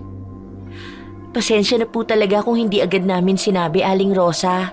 Ayaw lang namin kayong takutin. Saka akala po namin isasauli po nila agad. Oo, at saka sanay na kasi kaming isasauli nila kagad. Nakaligtaan kong bago mukha pala kayong dalawa dito kaya kailangan nyo mag-alay. So, kailangan namin mag-alay para makilala nila kami? Oo, Junjun. Pagkatapos nun, isasauli na nila yung tinago nilang embroidery patch. At hindi na kayo gagalawin at maglalaruan. Kung yun ang kailangan, gagawin namin. Mas importante ang matapos ang damit pangkasal na gagamitin ni Ma'am Cherry. Salamat po talaga, Aling Rosa. At pasensya na rin kung nadamay pa po kayo sa problema. Ay hala, wala po yun Ma'am Cherry. Hindi naman po siya problema. Kami nga po yung may kasalanan kung ba't nawawala yung embroidery patch. Wala po kayong kasalanan, Aling Rosa. O siya, yung mga pagkain na iaalay, naroon na sa mesa, Rosa. Alis muna kami ni Cherry ngayon ha, para asikasuhin ng ibang kailangan para sa kasal. Kayo na muna ang bahala rito. Alam kong kaya nyo yan. Sige po. Kami na po ang bahala ni Inay. Sir Elmer, makakaasa po kayo sa amin. Naiwan na mag-ina sa harap ng punso. Huminga muna ng malalim si Aling Rosa bago inihanda ang pagkaing iaalay. Tumuloy naman si Junjun kahit papaano para matapos na agad ang gagawin nila. Nay, sigurado ba kayo rito? Hindi ba parang napaka-imposible naman po siguro nito? Anak, minsan walang masama na maniwala. At saka, kung ito ang tradisyon nila, susundin natin. Para na rin sa ikapapanatag ng lahat. Pero yung embroidery patch, paano kaya nila tinatago? Parang imposible. Mapapasok ba yun dito sa punso, Nay? Kung totoo ngang duwende, kaya nilang magtago kahit mga imposibleng bagay. Ang mahalaga, makuha natin ulit yung embroidery patch. Ay, ano pa ba magagawa ko? Eto na po, bigas, kaunting gulay at prutas. Nay, saan ko ito ilalapag? Ilapag mo dyan. Dyan sa baba mismo ng punso. Ayusin mo, Junjun. Huwag magulo ang pagkakalagay. Kailangan malinis at maayos. Opo, Nay. Eto, okay na ba to? Nilagay ko na sa bilao. Saan tayo pupwesto? Dito mismo sa harap nila. Mas mabuting makita nila tayo malapit sa pagkain na binigay natin. Anong susunod na gagawin natin, Nay? Okay, tara na. Kausapin na natin sila. Ano pong sasabihin natin? Sabihin mo lang na hindi tayo kaaway. Nakikiusap lang tayo na ibalik nila ang kinuha nila kasi kailangan natin yun. Sige po. Magandang araw po. Kung sino man po kayo nakatira dito. Hindi po kami masama. Nandito lang kami para tumulong sa may-ari ng bahay. Kung may babalik niyo po sana yung embroidery patch na kinuha, lubos po kaming magpapasalamat. Ako rin, nagdarasal na sana ay maging payapa ang relasyon namin sa inyo. Wala po kaming masamang intensyon. Anong ginagawa nyo na sa ilalim ng balete? Ay, magandang hapon po. Ako po si Rosa at ito naman po ang anak kong si Junjun. Nirekomenda kami para tumahi ng damit pangkasal na gagamitin ni Ma'am Cherry. Magandang hapon po. Pasensya na kung medyo kakaiba yung ginagawa namin. May paliwanag po si Sir Elmer dito. Naintindihan ko. Ibig sabihin, pinaglalaroan kayo ng mga taga-punso. Hindi na yan bago dito kapag may bago dito sa bahay nila, Cherry. Ganun na nga raw. Kaya nag-alay kami para ibalik yung nawawalang bagay sa amin. Siguro nga yung embroidery patch ang napili nilang pagdiskitahan. Pero tama yan. Mabuti't sinunod nyo kaagad. Kung hindi, baka lalo pa kayong pagdiskitahan. At saka, hindi lahat ng tao marunong makisama sa kanila. Paano niyo po nalaman na embroidery patch ang nawawala? Halata kasi sa inyo. Kita ko sa mga mata nyo ang kaba. At saka, matagal na akong sanay sa mga ganyang laro ng taga-punso. Kilala na ba kayo ng mga taga-punso? Oo, matagal na. Dito na ako tumanda kaya kilala na nila ako. Kaya kahit minsan kung may mawawalang gamit, isasauli rin naman nila maya-maya. Ay, buti naman pala kung ganun. Nakakapanatag ng loob na marinig yan. Oo, kaya kumalma lang kayo. Mamaya ibabalik na nila yon. Panigurado yan. At saka, kayo pala yung bagong mananahi rito. Paano yan? Marami pa kayong trabahong gagawin lalo pat nawawala pa yung embroidery patch. Ayun na nga yung problema. Pero malaki-laki na rin naman yung naaayos namin ng anak ko. Alam nyo, marunong din akong manahi. Kung gusto nyo, maaari akong tumulong. Talaga po? Pero hindi kaya magtaka si na Ma'am Cherry kung bigla kayong sumama? Huwag kayong mag-alala. kilala na ako ng pamilya nila. Tumutulong din kasi ako sa kanila. Nakakahiya naman sa'yo. Ah, nakalimutan ko palang magpakilala. Ako si Linda. Linda, nakakahiya naman sa'yo. Baka masabihan kaming hindi namin kaya ang pinapagawa nila Ma'am Cherry. Hindi yan. At saka tutulong lang ako ng libre para lang talaga mapabilis ang trabaho ninyo. Hindi madaling mag-ayos ng antigong dress. Opo, totoo po yan, Nay. Ang dami pang sira at may mga detalye pa tayong kailangang gawin. Sige Linda. Kung libre lang naman at kilala na kayo nila Ma'am Cherry baka mas makatulong ka nga sa amin. Maraming salamat ha. Walang anuman. Basta kapag kailangan nyo ng dagdag kamay, sabihin nyo lang. Lagi lang akong nasa likod ng bahay nila Cherry. Sige po, maraming salamat po ulit. Mabuti. O siya, iiwan ko na kayo para maituloy na ninyo ang ginagawa ninyo. May hinatid lang din kasi akong gamit dito para sa kasal. Mauna na ako. Maraming salamat ulit Linda. Nay, sa tingin nyo, ibabalik ba talaga ng mga duwende yung embroidery patch? Sana nga anak. Ginawa na natin ang parte natin. Ang natitira na lang ay magtiwala. Pero parang ang hirap isipin na mga duwende yung kumuha ng embroidery patch Kanina ka pa ganyan, Junjun. Puro ka na naman na may nararamdamang nakamasid. Ano ba talaga? Ewan ko, Nay. Kapag nakakita ko, maniniwala ko. Kung ganon, hindi ba delikado para kay Ma'am Cherry na ikasal dito kung may mga ganong nilalang? Hindi naman. Kung matagal na sila rito at hindi nananakit, baka nagpaparamdam lang. At kung buntis si Ma'am Cherry, baka lalo siyang bantayan. Sana nga po. At sana matapos na rin natin agad itong pagtatahi nito. Gusto ko na pong makapasyal dito sa Guimaras Kaya nga dapat ipagdasal mo na ibabalik na ng duwende ang embroidery patch. Nay, pinagdarasal ko naman po. Ayan, mabuti yan. O tara na, marami pa tayong tatapusin. Okay na ba talaga yung iniwan natin na pagkain? Nay, teka lang. Nay, tingnan nyo yung prutas, lumulutang. Ha? Ano? Grabe ka naman makahila, anak. Saan ba? Wala naman, Junjun. Huwag ka nga magbiro ng ganyan. Hindi po ako nagbibiro, Nay. Kanina lang, kita ko talaga. Umangat yung mangga palapit sa punso. Anak, baka namamalikmata ka lang. Pagod ka na siguro kaya kung ano-ano na yung nakikita mo. Pero Nay, totoo nga po. Nakita ko po talaga na lumulutang yung mangga. Ba't ayaw niyo po maniwala sa akin? Sige na. Oo na, tama na. Baka yung duwende na yun, tinatanggap yung handog natin. Magdasal ka na lang ulit para ibalik nila yung embroidery patch. Yun ang mas importante. Bago siya tumalikod, narinig pa ni Aling Rosa ang anak niya na si Junjun na nagmamaktol na totoo raw ang nakita niyang lumulutang na mangga. Napailing na lang siya. Totoo man o guni-guni lang yon, ang tanging hiling niya ay maibalik na nga ng mga taga-punso ang embroidery patch na tinago. Pagbalik nila sa kwarto, agad silang nagpatuloy sa pag-aayos ng damit. Tahimik na nag-iisip si Aling Rosa kung may babalik pa ba ng mga duwende ang nawalang embroidery patch.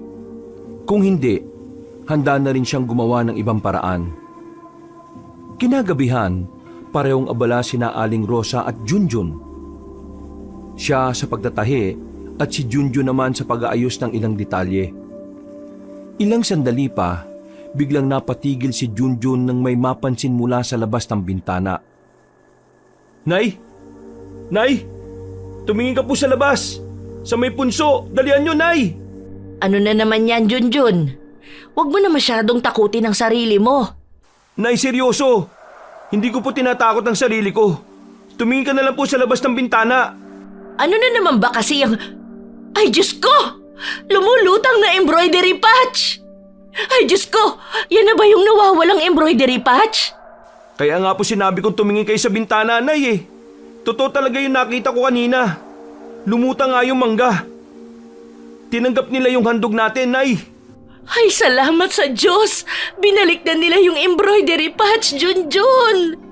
Baka nakita po nilang wala naman tayo masamang intensyon, Nay. Grabe. Kaya pala may kung anong malamig na hangin kanina. Pero Nay, hindi pa kayo natatakot? Bakit naman ako matatakot, nak? Wala naman tayong ginagawang masama sa kanila. At saka, mas nangingibabaw sa akin yung ginhawa. Kahit papano, matatapos na natin yung dress na walang iniisip na iba. Wala naman na siguro silang itatago na no? Ay sana nga wala na, Junjun. Masyado na nga akong problemado nung nawala yung embroidery patch. Akala ko talaga mawawalan tayo ng trabaho. Mukhang mababait naman sila, Ma'am Cherry, Nay. At saka, alam naman nila na hindi natin sadya ang pagkawala ng embroidery patch na yan. Ay, teka! Ano yun, Nay? Narinig niyo ba yun? Diyos mio! Ano yun? Parang ibon. Pero, hindi normal na tunog ng ibon. Nay, ang lakas ng tunog. Para bang nasa malapit lang natin. Isarado mo na yung bintana, Junjun. Teka lang, Nay. Ay, putya! Nay, nakita ko! May malaking ibon sa balete. Nakatingin dito sa bahay. Huwag mong tingnan. Isarado mo na lang agad yung bintana. Ang laki, Nay. Hindi normal na ibon yun. At yung mga mata niya, parang pula. Aray ko, ang sakit sa tinga ng tili. Aray! Aray ko! Parang binibiyak ang tenga ko! Nay, hindi po ito ordinaryong ibon. Hindi kaya... Ano yun? Anong nangyayari? Narinig niyo ba yung tili ng ibon? Rosa, Junjun, okay lang ba kayo? Sir Elmer, may malaking ibon sa labas na nakadapo sa balete. Nakatingin dito sa bahay niyo. Ha? Ibon? Nasaan? Ha? Nasaan? Dito sa balete? Wala naman ah. Ho? Paano pong wala Nandyan lang siya kanina. Kitang-kita ng dalawang mga mata ko. Ang laki niyang ibon Pula din yung mga mata niya. Sir Elmer, hindi po nagsisinungaling ang anak ko. Alam kong alam niyo rin po na aswang yun. Papa, bakit parang iba ngayon? Dati naman, kapag may tiktik parang nagdadaan lang. Pero ngayon, diretsong sumisilip. Tumitili pa dito sa atin. Hindi ko rin alam. Pero mas naging agresibo siya. Sila ngayon, para bang desperado. Ang ibig sabihin ngayon lang sila naging ganito? Simula nung nagdadalang tao ako, pansin lang namin na parang may naglalakad sa bubong. Pero hanggang dun lang yun. Hindi rin sila gabi-gabi dito. Ngayon, hindi ko na alam. Kung ganyan po, ibig sabihin, mas malaki ang tsansa na manakito sila. Hindi ko naman hahayaan na dumating sila sa ganyang punto. Poprotektahan ko ang anak ko at ang magiging apo ko.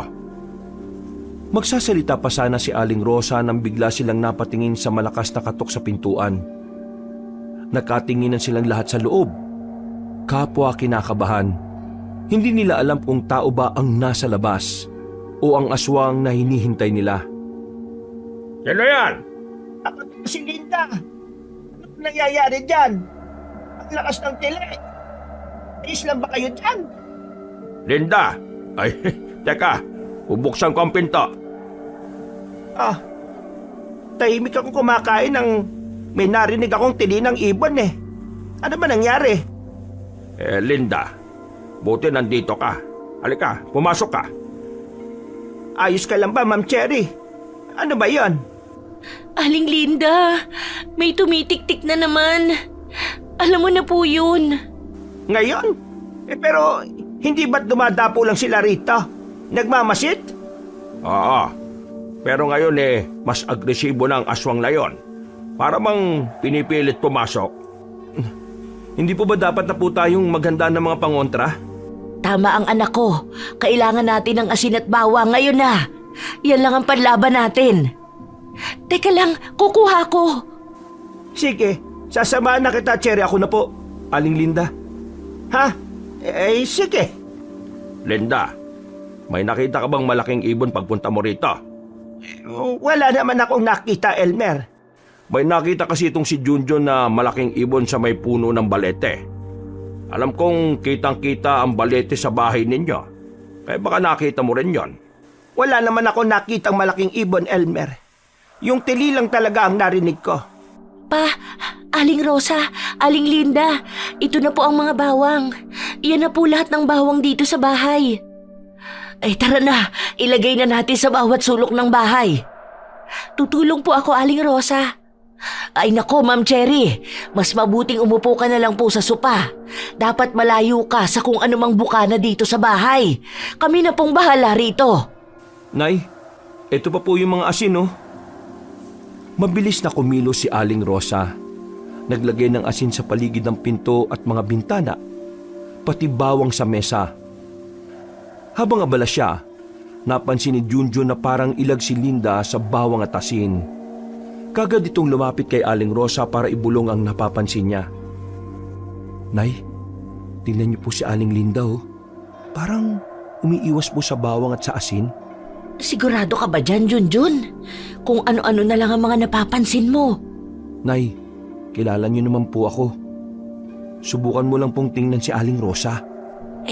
Baka allergic lang siya sa ganyan, anak. May mga tao nga rin na ayaw sa suka. Hindi na dapat ginagawan niya ng issue.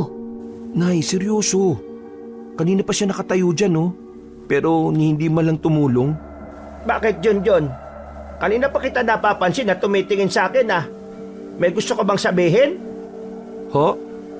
Magtatanong lang po sana ako kung bakit ayaw niyo pong humawak ng bawang at asin, Aling Linda. Ha? Ay, pasensya na kayo at hindi ko kayo matutulungan sa paglagay.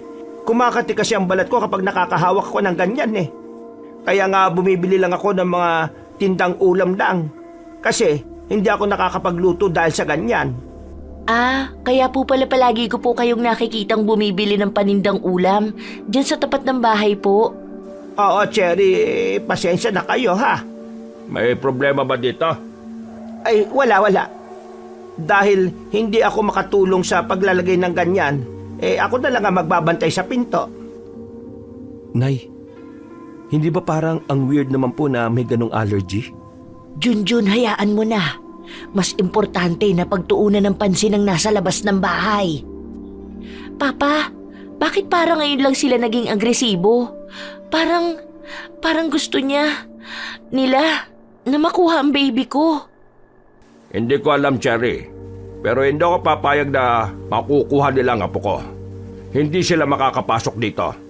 Hindi ko hahayaan na may mangyari sa iyo. Inay, tingnan niyo po si Sir Elmer, oh. Halatang hindi na bago sa kanya to. Parang seryoso na yata ang nangyayari. Oo anak, pero kitang-kita ko, ngayon lang sila naghalit ng ganito. Aling Rosa, sapat na po ba yung mga bawang at asin? Huwag ka mag-alala, Ma'am Cherry. Nalagyan na namin bawat sulok. Ayan na naman yung mga kalis ko sa bubong. Diyos ko, nandyan na naman yung aswang. Hindi na pwede to. Lalabas ako. Titingnan ko kung sino o ano talaga yan. Sir Elmer, huwag po kayong padalos-dalos. Wala po kayong dala kahit anong panlaban. Sir Elmer, sasama na po kita sa labas. Elmer, baka mas delikado kung lalabas pa kayo. Baka mas mabuti na dito lang tayo sa loob. Hindi, Linda. Hindi na ako makakatiis. Gusto ko makita kung sinong nananakot sa amin. Papa, please, huwag ka na lang pong lumabas. Kung hindi ko harapin ngayon, paulit-ulit na lang to. Basta Sir Elmer, kung lalabas kayo, sasama ako para sigurado. Hindi, Junjun. Bata ka pa. Ako lang mag-isa ang lalabas. 23 years old na po ako, Sir Elmer. Hindi na po ako bata. Hindi ko kayo hahayaan na mag-isa sa labas. Junjun, huwag kang makulit. Huwag kang basta lalabas. Nay, hindi ko kayang hayaan si Sir Elmer. Kung lalabas siya, kasama niya ako. Papa, makinig ka na lang. Huwag na muna ngayon. Baka patibong to. Cherry, anak. Hindi na ako makakatulog kung hindi ko malalaman kung anong nasa labas. Hindi na nagpapigil sina Sir Elmer at Junjun. Matapang silang lumabas ng bahay na may dalang asin at bawang. Naiwan naman sa loob nila si Aling Rosa, Linda at Ma'am Cherry na kapwa rin kinakabahan. Maya-maya pa ay napasigaw sa takot si Cherry nang makarinig sila ng malakas na kaluskos sa bubong kasabay ang malakas na tili nito. Ay, Diyos ko. Ay, sana hindi sila mapahamak. Papa! Junjun! Huwag na kayong lalayo! Dito na lang kayo malapit sa pinto! Bumalik na kayo dito sa loob, dali! Ayop ka! Huwag mong gagalawin ang pamilya ko! Umalis ka dyan! Hindi ka makakapasok dito! Umarap ka sa amin! Lumabas ka kung may tapang ka! Sir Elmer, yan siya oh, nasa bubong. Malaki, nakatingin sa atin. Umalis ka! Etong sa'yo, asin! Ay, Diyos ko! Natamaan siguro nila. Sumigaw yung ibon. Ah, umalis na ba?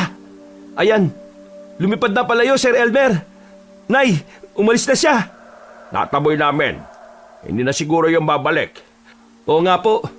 At saka, pagtapon namin ng asin at bawang, umalis din kaagad nung natamaan eh. Salamat sa Diyos at umalis na. Mabuti na lang at umalis na siya. Sana'y hindi na siya bumalik. Babalik siya. Hindi pa tapos to eh. Pero ngayon, alam na natin kaya nating lumaban. Hindi na nila tayo matatakot. Mas mabuting magpahinga ka na, Ma'am Cherry. Kami na ang bahala dito. Hindi kami matutulog. Magbabantay kami habang nagtatahi. Magsasalita pa sana si Ma'am Cherry, ngunit agad na siyang pinigilan ni Sir Elmer. At pinayuhan na magpahinga na lamang. Masama sa buntis ang may stress. Nagpasalamat ng marami ang mag-ama sa tulong na natanggap nila bago umakyat sa ikalawang palapag. Naiwan naman sila Aling Rosa sa ibaba. Kahit nangingibabaw pa ang takot sa kanilang dibdib, pinilit nilang kumilos at magtahi. Tahimik na nanalangin si Aling Rosa na sana'y hindi na muling bumalik pa ang aswang nung gabing yon. 2 gabi na ang lumipas mula nang magparamdam ang aswang. Gabi-gabi pa rin silang praning. Kahit kaunting kaluskos lang ay agad na silang naaalerto. Pero kahit na ganon, hindi nila pinabayaan ang pananahi. Malaki na rin ang naging progreso nila, lalo na sa tulong ni Aling Linda nitong mga nakaraang araw. Buti na lang. Malapit-lapit na rin tayong matapos, Junjun. Ayusin mong mabuti ang tahi sa laylayan, ha? Ayoko magkaproblema pa tayo ulit. Opo, Nay. Gusto ko na rin po kasing matapos agad to eh, para makauwi na tayo. Kaya nga eh, gusto ko nang makauwi na tayo. Kumusta na kaya ang mga kapitbahay natin doon? Siguro maraming gustong magpatahi sa atin ng uniforme. Kaya nga po, Nay. Malapit na rin po kasi pasukan eh. Panigurado, hinahanap na tayo doon. Pag uwi natin, tumanggap agad tayo ng tatahiin. Mas mabuting marami tayong ipon kung sakali. Nay, magpahinga ka po kaya minsan. Pag uwi natin, wala tayong gagawin kundi magpahinga ah. At saka, Nay, yung tela lumulutang. Itatago na naman ulit ng mga duwende. Ay, Diyos ko naman! Kailangan nating makiusap na hindi tayo guluhin. Nay, ikaw na, dali! Mga duwende, pwede po bang makuha yung tela? Patapos na kasi kami sa wedding dress ni Cherry. Kung okay lang ba? Susunod kaya sila? Ay, wow! Sumunod nga sila. Ang dali naman nilang mapakiusapan. Kailangan maayos at magalang mo rin kasing kausapin. Pinaglalaro na naman tayo, Nay.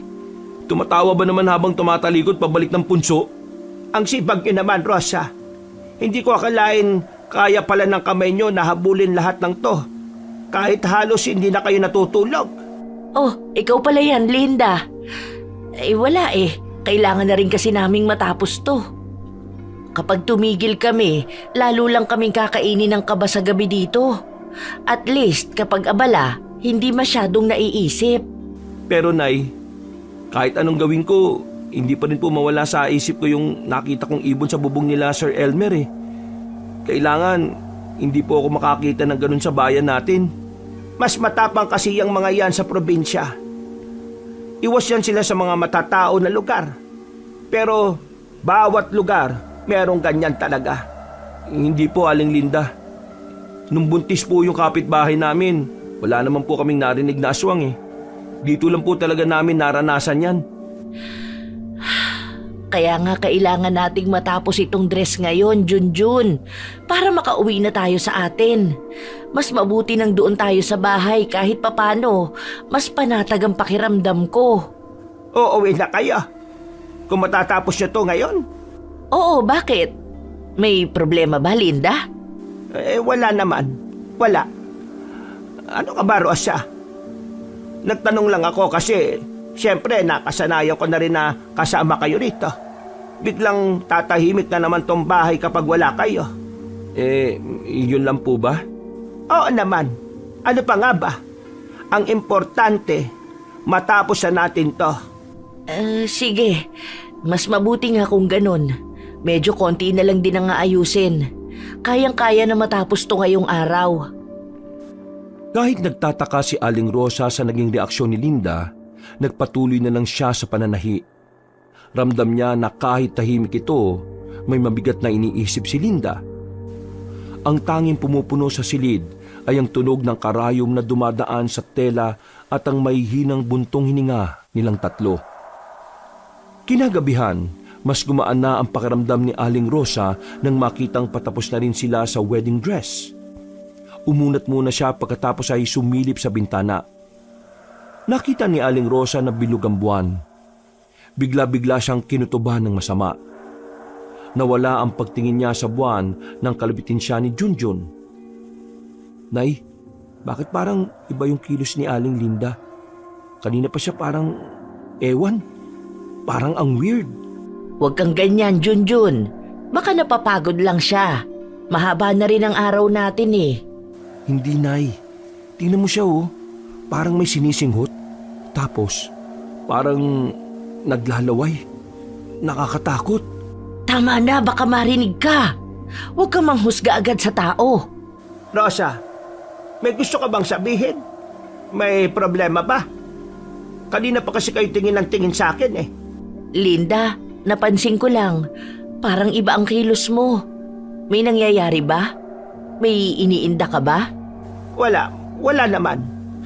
Ano ka ba? May naaamoy lang ako. Naamoy? Ano naman po yun, Aling Linda? Naaamoy? Anong ibig mong sabihin, Linda? May pagkain. Ang bango.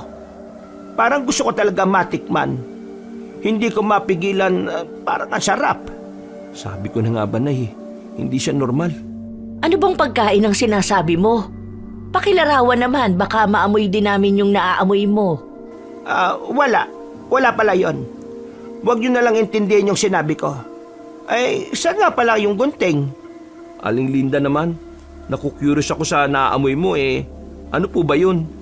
Kanina ko pa po kayo nakikitang may inaamoy Linda, sagutin mo na lang yung tinatanong namin. Ano ba talaga yung naaamoy mo? Kanina pa kasi kami nagtataka sa kilos mo Sabi nang wala nga. Ayoko ng pag-usapan. Ibigay mo na lang sa akin yung gunting para makapagpatuloy na tayo. Nay, huwag mo po ibibigay. Hindi ko po siya mapagkatiwalaan ngayon talaga. Junjun, huwag kang ganyan. Linda, sigurado ka bang ayos ka lang? Kanina pa kasi kami nag-aalala sa'yo. Ano ka ba, Rosa? Ayos lang ako. Wala kayong dapat ikabahala. Huwag niyo akong tinitingnan na parang may mali sa akin, ha? May mali talaga. Nay, kahit malaki yung natutulong sa atin ni Aling Linda, iba talaga yung kilos niya ngayon, ha? Junjun, manahimik ka na. Baka marinig ka ni Aling Linda. Tumutulo po laway niya kanina. Aling Linda, may sakit po ba kayo? Junjun! Humingi ka ng pasensya kay Linda. Hindi. Ayos lang, Rosa. Bata lang naman siya. Saka, naiintindihan ko naman. Siguro nga na kakaiba lang talaga ang kilos ko ngayon. Pero wala ito. Sige na. Sabihin mo na lang kung ano ang pwede kong maitulong. Kung pinipilit mong okay ka lang talaga, sige, baka pwedeng pakikuha na lang yung embroidery patch. Yan na lang ang kulang para matapos na to. Sige, nandito lang yon sa may kahon Eto ba yung sinasabi mo? Oo, yan nga. Ingat lang sana. Aling Linda, ano po yung ginagawa niyo? Bakit mo po gugupitin? Linda! Para saan yan? Ba't sisirain mo ang embroidery patch? Ha? Nako, pasensya na, hindi ko alam. Parang wala ako sa sarili ko Akala ko kasi, ewan ko ba? Akala po? Ano po bang akala nyo? Paano ka po nagkakamali ng ganyan, Aling Linda? Linda, seryoso ko. Anong nangyayari sa'yo? Kanina pa namin nakikita na parang wala ka sa sarili. Pasensya na talaga. Ang totoo ay naaamoy ko pa rin. Ang bango talaga. Hindi ko mapigilan. Parang humahabol sa akin yung amoy. Ano po bang amoy na yon? Wala naman po kami naamoy Di ba po, Nay? Oo nga, wala naman talaga, Linda. Anong klaseng amoy ba yan? Para siyang nilagang karne. O baka inihaw. Pero mas matamis, mas mabango. Para bang espesyal na putay na hindi ko maipaliwanag. Ho? Wala naman po tayong niluluto rito At saka, tapos na po tayong magapunan. Linda, baka gutom ka lang ulit. Kanina pa tayo abala rito. Gusto mo ba ng tinapay? Eto may natira pa akong pandesal. Maraming salamat, Rosa. Pero ayos lang talaga ako. Huwag kayong mag-alala sa akin. Nay, hindi na po talaga siya dapat pagkatiwalaan. Junjun, huwag kang basta magduda. Linda, baka naman nahihilo ka lang. Nauulol minsan ng ilong kapag pagod. Hindi, Rosa. Nandito ba sila, Ma'am Cherry? Oo, nandun na sa kwarto niya si Ma'am Cherry. Teka lang. Iihi lang ako. Ay sasamahan kita, Linda. Baka mawalan ka ng malay dyan sa daan. Huwag! Linda, okay ka lang ba talaga? Ayos nga lang ako. Hindi na lang ako iihi. Tapusin na natin tong dress para makauwi na ako. Kung talagang gusto mo, ipakiayos na lang yung mga sinulid sa tabi. Nay, bakit pa po ba siya pinapagawa? Delikado po siya Tumahimik ka na lang, Junjun. Hayaan mo na muna. Ano ba pinagbubulungan niya dyan? Wala. Sabi ko lang kay Junjun, huwag masyadong mag-ingay kasi gabi na. Sige. Linda, kung may bumabagabag talaga sa'yo, sabihin mo na lang. Mas mabuti kung malinaw ang lahat. Wala nga! Ba't ayaw niyo bang maniwala? Nay, ba't nanilisik po yung mga mata ni Aling Linda? Kumalma ka na lang muna, Linda. Ikaw, Junjun.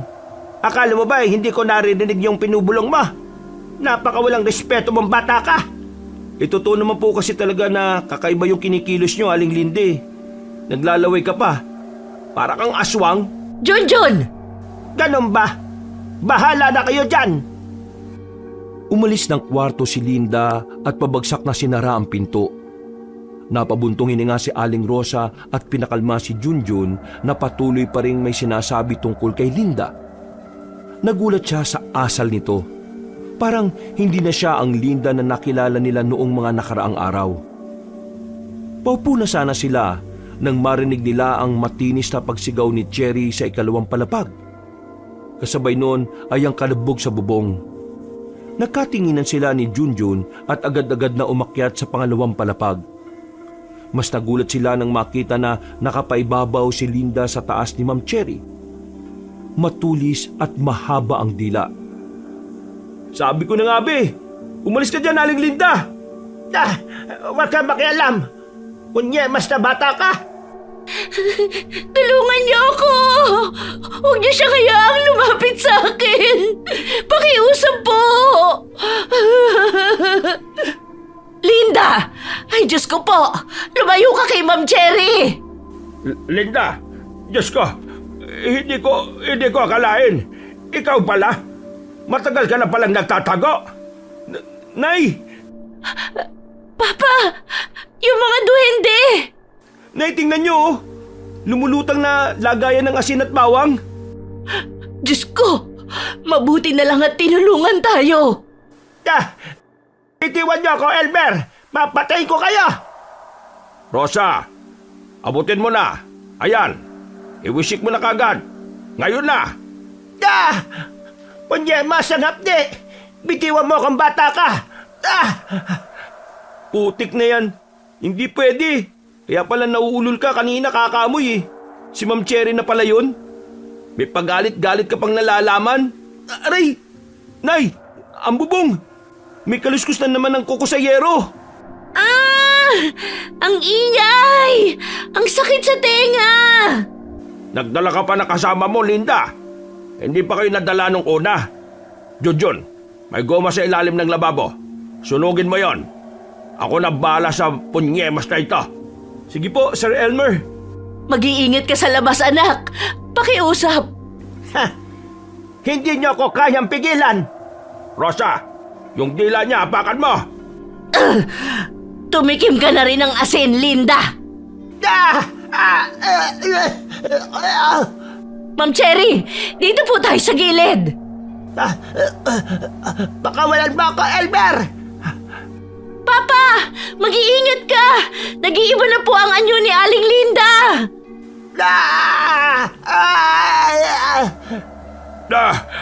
Punyemas, ang kamay ko. Rosa, sabuyan mo na kasi para magila. Linda, hindi ka makakawala. Tama na! Tama na sa asin! Sir Elmer, Diyos ko, dumudugo ka. Papa! Ang sarap! Ang init ng tugo! Gusto ko pa! Linda, nahihibang ka na talaga. Punyemas! Ang apte! Ang apte! Mga punyemas kayo! Nay, nasindihan ko na yung goma. Umalis na yung malaking ibon. Ang baho ng goma. Tama na! Ang baho! Ang sakit! Hindi ko na kaya! Mga punyemas kayo! Wala ka nang kawala dito sa amin, Linda. Papatay na kita para wala ka ng ibang mabiktima pa. Para siyang napapaso. Sabuyin mo pa na kasi, Rosa. Kahit mawalan siya ng malay, wala akong pakialam. Nay!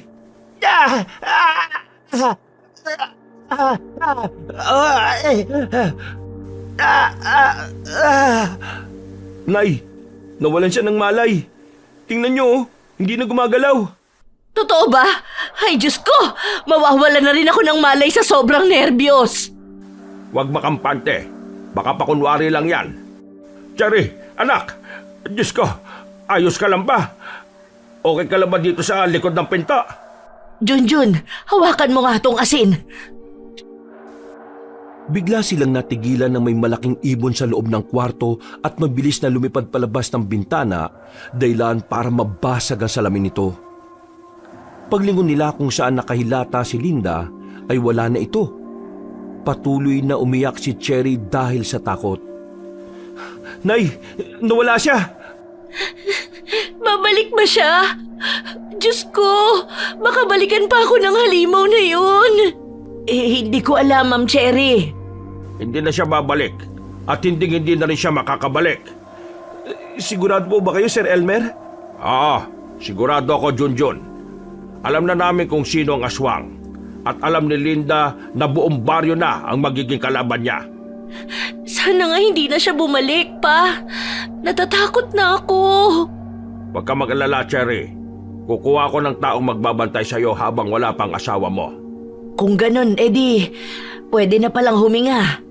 Oo, Rosa. Ngayon, kailangan na nating ayusin ang lahat dito sa bahay. Tapos na ang pangangambala ng aswang na yun dito. Ay, salamat naman kung ganun. Sa gabing yun, mabigat pa rin ang pakiramdam sa bahay dahil sa nangyari. Hindi pa rin makapaniwala si Aling Rosa na aswang pala si Linda. Ngayon niya naintindihan kung bakit kakaiba ang kilos nito nung nalaman niyang uuwi na sila kinabukasan. Kaya rin pala halos sisirain ni Linda ang wedding dress para mapatagal sila sa bahay at para makahanap ng pagkakataon na aswangin si Cherry. Kung hindi dahil kay Junjun, baka hindi nila nalaman ang totoo. Umiling na lamang siya sa sarili at muling nag-focus sa pagtatapos na ayusin ang wedding dress. Kinabukasan, masayang binalita ni Aling Rosa at Junjun kina Ma'am Cherry na tapos na nila ang pag-aayos ng damit. Kahit kitang-kita sa mukha ni Ma'am Cherry na hindi pa nakaka-recover sa nangyari nung gabi, pero ngumiti ito nang makita ang dress. Niyakap ni Ma'am Cherry si Aling Rosa na mahigpit. Aling Rosa, Junjun, ang ganda ng gawa niyo. Maraming salamat po talaga. Parang bago po ulit ang wedding dress. Ay, Ma'am Cherry, wala po yun. Ginawa lang po namin ni Junjun ang trabaho namin. Anong meron? Papa, yung wedding dress tapos na po. Tingnan niyo po, Papa, oh. Ang ganda nga, anak. Ang galing na talaga, Rosa. Junjun. Hindi namin pinagsisisihan na nagtiwala kami sa inyo. Oo, at kung okay lang po sa inyo, Aling Rosa, kung may kailangan pang tahiin sa susunod, kayo na po agad ang tatawagan namin. Ay hala, maraming salamat po, Ma'am Cherry. Kahit may nangyari kagabi, sobra-sobra po ang saya ko ngayon. Alam kong protektado ako ng bodyguards ko, ng papa ko at ng asawa ko.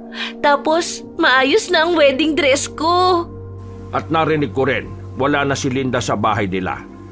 Lahat ng tao sa baryo, alam na ang nangyari at galit na sa kanya. Kaya sigurado kong hindi na siya makakabalik pa rito. Mabuti naman po kung ganon, Sir Elmer. Mas ligtas na si Ma'am Cherry at ang bata sa sinapupunan niya. Salamat po talaga, Aling Rosa. Sigurado kong masaya rin si Mama sa langit dahil sa tulong niyo. Kami po dapat ang magpasalamat sa inyo, Ma'am Cherry, Sir Elmer.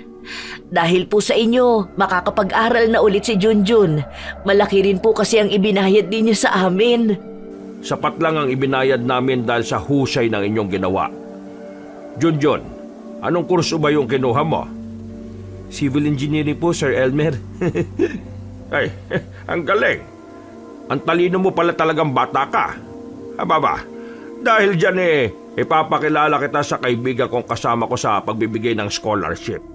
Para maisama ka sa mga estudyanteng tinutulungan ng grupo na makatapos sa kolehiyo. Konting tulong lang ito. At bilang pasasalamat na rin sa pagtulong nyo sa amin. Gusto ko ang mga kagaya mong nagpupursige sa buhay. Kayo ang dapat natulungan.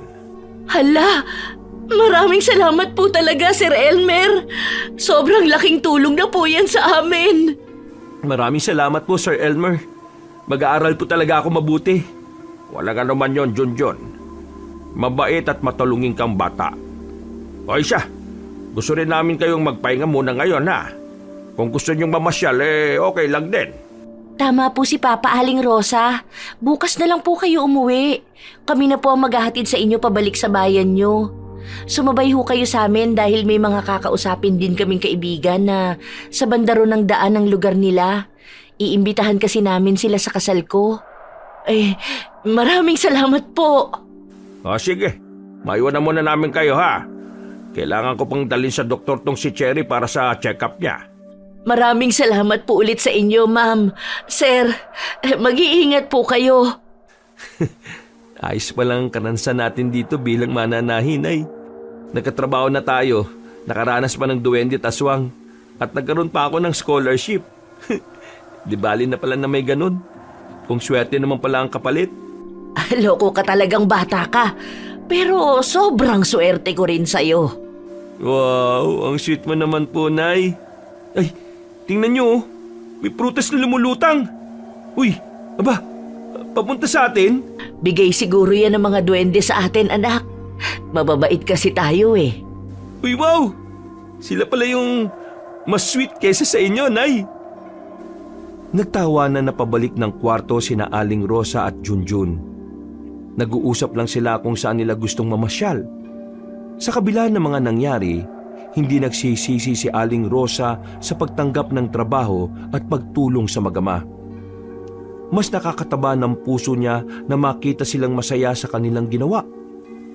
Huminga siya ng malalim at tiningnan ng anak niyang si Junjun na kumakanta pa sa saya. At napangiti na lang siya habang pinagmamasdan nito. Lumipas ang ilang buwan at ang pangakong scholarship ni Sir Elmer ay hindi nito kinalimutan. Kaya nakapagpatuloy sa pag-aaral si Junjun. Hindi makalimutan ng mag-ina na palaging magpasalamat sa kabutihan ng mag-ama. Mga kabangers, mga kayanggaw, bago tayo magwakas, huwag niyo pong kalimutan na mag-subscribe sa channel na ito, ha? Ang channel ng Pamela Clamil. Dito po regular po tayo na nagnanarate as Kabanong Or minsan, ang boses po ni Lolo Pael. Pero ako lang rin po pareho yun. So sana po mag-subscribe kayo, mag-like, at huwag nyo rin po makalimutan mag-comment ha. At syempre, mas maganda kung masishare nyo rin po. Maraming salamat. Hanggang sa susunod na kwento. Wakas.